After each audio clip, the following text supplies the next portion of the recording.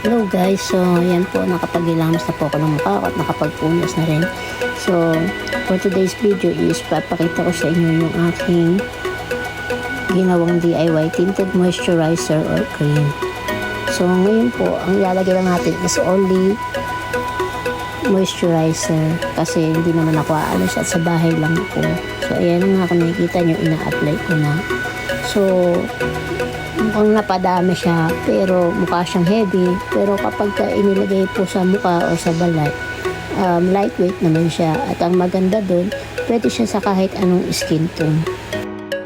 Itong DIY tinted moisturizer ko or cream, pwede na itong base or as it is na. So, pwedeng pang daily at pwede rin pang okasyon, pwedeng pang indoor, pwedeng pang outdoor. So, kung medyo na parami, i-blend nyo lang ng i-blend hanggang sa masatisfied na kayo sa outcome.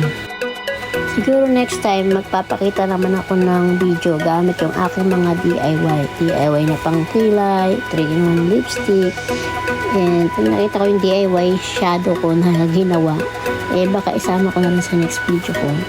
Mahilig po talaga ako mag-DIY.